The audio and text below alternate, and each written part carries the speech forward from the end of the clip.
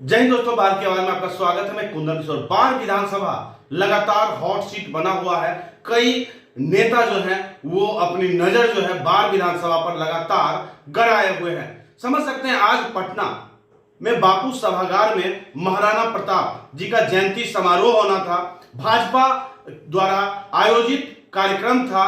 बिहार के दोनों मुख्यमंत्री, केंद्रीय मंत्री, कई मंत्री के सामने बाढ़ विधानसभा से टीम रवि रंजन, जो अपने आप को प्रबल दावेदार टीम के भरोसा पर मान रहे हैं, जिन्होंने भाजपा में रिकॉर्ड समझ सकते हैं सदस्य को सदस्यता ग्रहण कराने का कार्य किया, एक बार फिर चर्चा में है। पूरे पटना के सड़कों पर बाढ़ विधानसभा टीम रवि रंजन का बैनर से पाट दिया गया, जिसके बाद आज हजारों की संख्या में लोग जो है बाढ़ से बापू सभागार पहुंचते हैं। सभी जो यहां से टीम रवि रंजन के समर्थक पहुंचते हैं, सभी के हाथों में बाढ़ विधानसभा लिखा हुआ टीम रवि रंजन तख्ती होता है। मानो पूरे भाजपा को यह संदेश दिया जा रहा है कि अगर बाढ़ से भाजपा से कोई प्रबल दावेदार है तो वो टीम रवि रंजन है। और कहीं कहीं उप मुख्यमंत्री,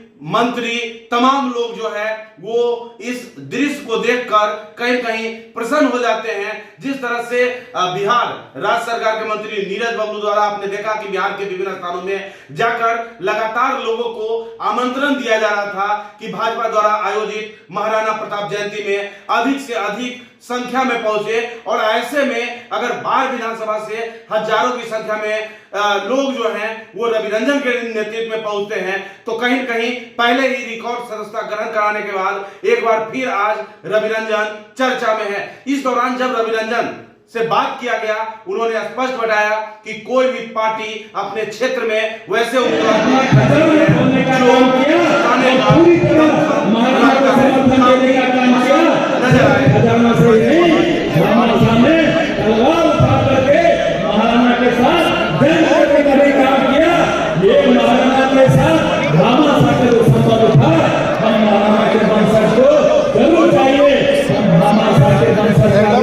सम्मान करते रहे, उनका भी आदर करें।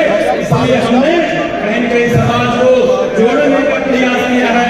आज मुहिम चला हुआ है पूरे देश में, लोग समाज को जोड़ने में लगे हुए हैं। तो अगर से पिछड़ा को तोड़ना है, तो पिछड़ा से दलित को तोड़ना है, तो दलित से महादलित को तोड़ना है। उस परिस्थिति में महाराणा के वंशज के कोई है तो उनका ये दायित्व होता है। इशारा बाढ़ विधानसभा क्षेत्र की तरफ है क्या?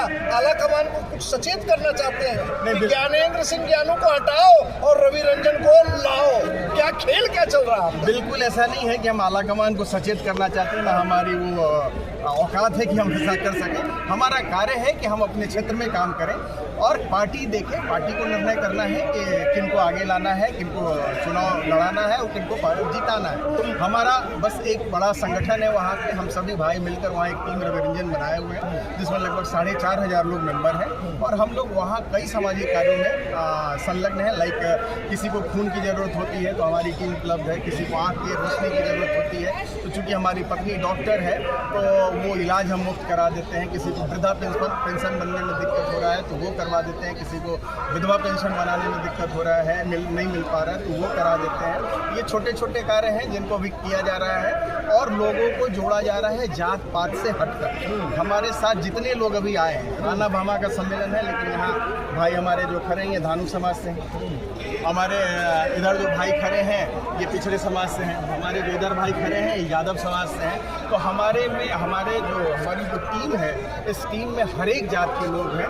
और राणा भामा सम्मेलन में इनका ये था कि राणा भामा सम्मेलन सिर्फ वैश्यों और राजपूतों का सम्मेलन नहीं, ये ऐसी शौर्य गाथा है जो हर एक आदमी को इसके बारे में जानकारी होनी चाहिए और हर एक कोई उनका जो है जयंती जो है उनमें शौर्य और उनके पराक्रम की चर्चा करे। मैंने तो शुरू में ही कहा कि कुशल राजनेताओं का सारा लक्षण आप में दिख रहा है। 4,500 कार्यकर्ताओं की टीम बना ली है, पत्नी डॉक्टर है, चिकित्सा शिविर भी लगा रहे हैं, साथ में आए हुए लोगों की जाति भी बता रहे हैं। लक्ष्य सिर्फ और सिर्फ बाढ़ विधानसभा क्षेत्र ही आपका दिख रहा है। देखिए हम निश्चितन हम बाढ़ विधानसभा में ही काम कर रहे हैं। और आपको एक और जानकारी दें कि हम 25 अक्टूबर को भारतीय जनता पार्टी ज्वाइन किए थे और मात्र 5 दिनों में 10,000 सदस्यों को हमने जो है वो जो सदस्यता अभियान चल रहा था उसमें पार्टी में ज्वाइन कराया। और ये भारत में सबसे तेज है। कई लोगों ने इससे ज़्यादा जरूर बनाया होगा, बिहार में हम दूसरे नंबर पे हैं, लेकिन 5 दिनों में मात्र 10,000 सदस्य बनाने का